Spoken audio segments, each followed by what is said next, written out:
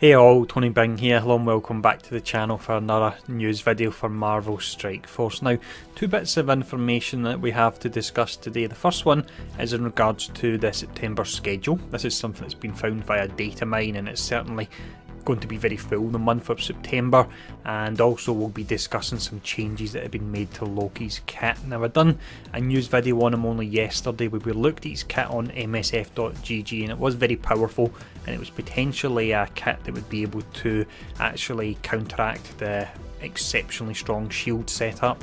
But it's been changed. It was changed a few hours after I'd done that video, unfortunately. It does look like he's going to be strong, but he's not going to be quite as strong as he was. But on the plus side, although it is a slight nerf to him, this at least has been done before anyone has actually farmed him yet. So let's have a look at the changes that will be happening to him.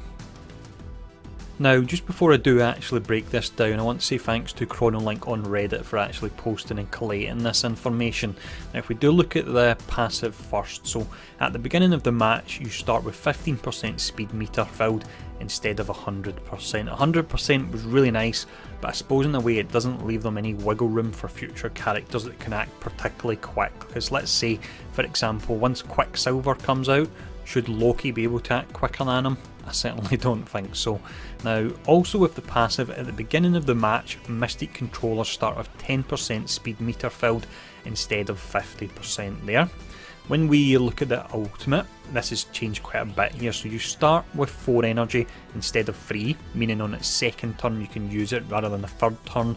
Now, this works almost like a semi-hand sentry, not as useful because you don't have the evade, so it won't be able to avoid AoEs such as Quake and so on. But with this, at level 4 you apply stealth to all allies except for mirror images for 1 turn. In addition to the other effects is the fact that you actually summon in mirror images and they will have evade on them as well. So they'll pull the aggro and they'll also evade, but you do have to look out for AoEs. As mentioned, at level 7 you apply stealth to all allies except for mirror images for 2 turns there, and again that's in addition to other effects.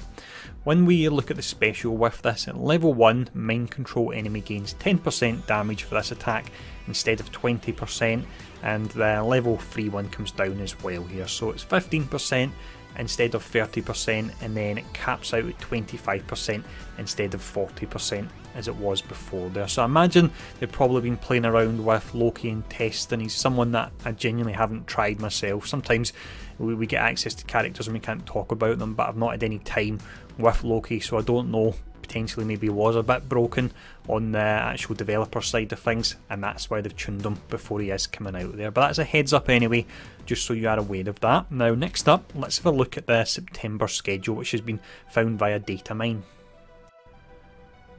So once again, before we actually run over this information, another shout out to give. This also came via Reddit, and this was Maeve the Great that posted that, so props to him for collating all this information.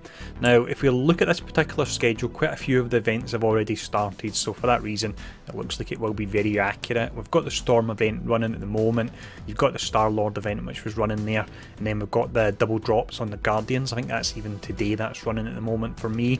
Now, next up at the weekend, and this has been teased in game, there's a special event running. Now, if you watched the last video, then it does look like this event could actually be doubling the energy what you get when you refresh. So you use your 50 power cores to refresh and you normally get 120 energy.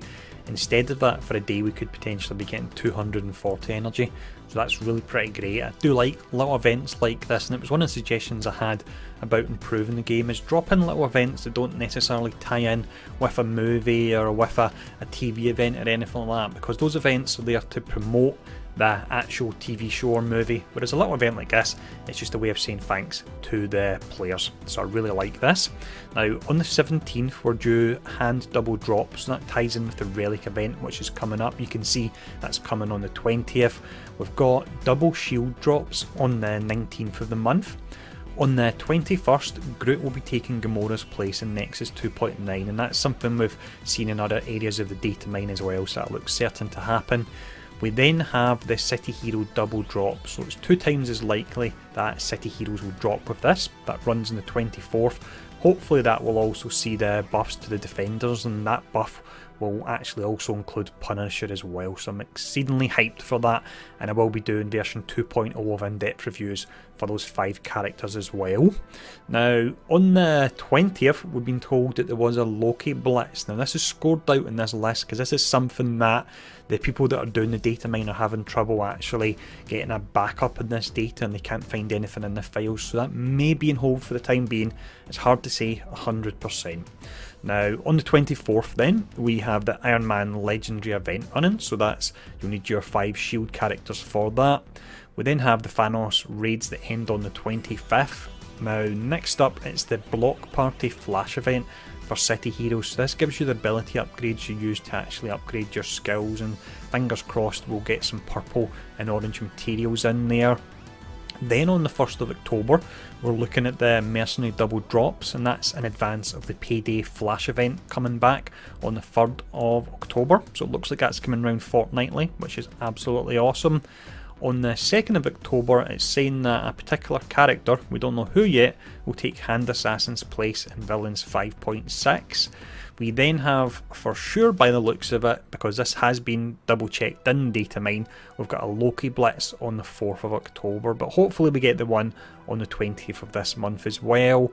Finishing up here, we've got Wasp on the 5th of October. She'll take Crossbones' place in Villains 4.9, but you can still farm Crossbones via Blitz, so that's no problem, and I'd like to see them do more things like this.